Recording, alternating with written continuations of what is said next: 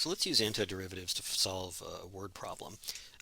So we have here a particle's acceleration is given by the equation a of t equals 12t squared minus 4 over t squared meters per second squared. So let's find its position at t equals 2 if its velocity and position at t equals 1 are 13 meters per second and 4 meters respectively. So let's try to untangle what this means. First of all, recall the fact that you learned earlier in the semester that a of t is equal to v prime of t, and also that v of t is equal to s prime of t. So what that means is we should be able to reverse this relationship and say that v of t is equal to the antiderivative of a of t dt, and s of t is equal to the antiderivative of v of t. Okay, so we can use this fact. We can use these facts to find. We can use these facts to find the position function s of t just by finding the integral, the indefinite integral of a of t twice and solving the initial value problem. So the first thing we want to do is find v of t given the information that's given. So let's find v of t. So we know, again, that v of t is equal to an antiderivative of a of t. So that means that v of t is going to equal antiderivative of 12t squared minus 4 over t squared dt. And you can write this in a form that's going to be a little bit more friendly to applying the antiderivative rules. This is going to be 12t squared minus 4t to the negative 2 dt. So that's going to equal, it's going to be 12 times t cubed over 3 minus 4 times, we increase the exponent, t to the negative 1 over negative 1. By the way, one of the most common mistakes that students make at the beginning of this is they know they're supposed to add 1 to the exponents. They say, oh, 1 more than negative 2 is negative 3, right? But it's not, because we know that negative 2 plus 1 is negative 1. So that's just a very common error, and watch out for that. So this is going to be 12 divided by 3 is 4, so that's going to be 4t cubed. I have negative 4 times 1 over negative 1, so it's going to be positive 4 t to the negative 1, and then we know we have to add a plus c. So look what we're given here. We know that at t equals 1, the velocity is 13 meters per second. We're given that right there. So what that's telling us is that v of 1 is equal to 13. And we know it also has to be equal, because I know what the expression for v is. It's also going to have to be 4 times t cubed, which is just 1, plus 4t to the negative 1, which is also, t to the negative 1 is also just going to be 1 when I plug in 1.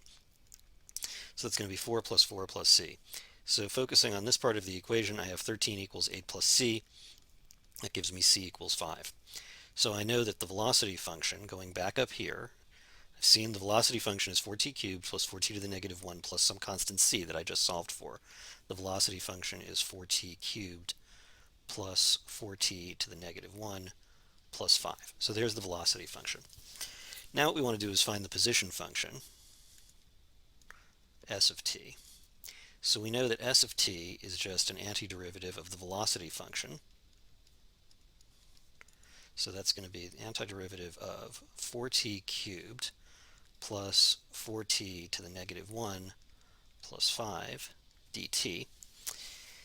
And now I can just find this antiderivative. This is going to be, t to the 4, well, let's actually do it the long way since we're new at this. It's going to be 4t to the 4th over 4 plus 4. Recall that the antiderivative of variable to the negative 1 has a special rule. So that's going to be 4 ln the absolute value of t.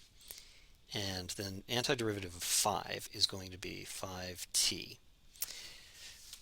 You can actually do this by a variety of rules. You could just say that 5 is equal to 5x to the 0, so its antiderivative is going to be 5 times x to the 1 over 1, which is 5. I'm doing this in x's, by the way, so let's dx. So this is going to be 5 times x to the 1 over 1, which is 5x.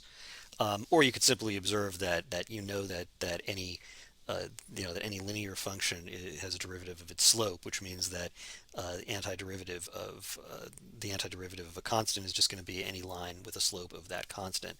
So that's how you would find the antiderivative of a constant. So we have here an antiderivative. The antiderivative of the 5 is going to be 5t.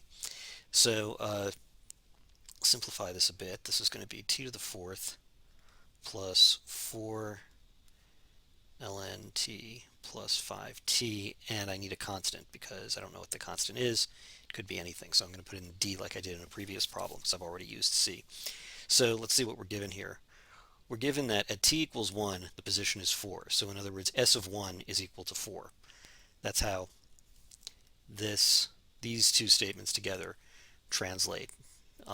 They translate into symbols. So I'm given that s of 1 is equal to 4, which is just going to be 1 to the fourth plus 4 ln of 1 plus 5 times 1 plus d. So that means that 4 is equal to 1. ln 1 is 0, so 4 ln 1 is also 0, plus 5 plus d. And so that equals 4. That gives me d equals -2. All right, so that means that s of t is equal to t to the fourth plus 4 ln t plus 5t minus 2. That means that since I'm being asked for what is the position at t equals 2, now that I have the position function, I simply have to plug in 2 into the position function.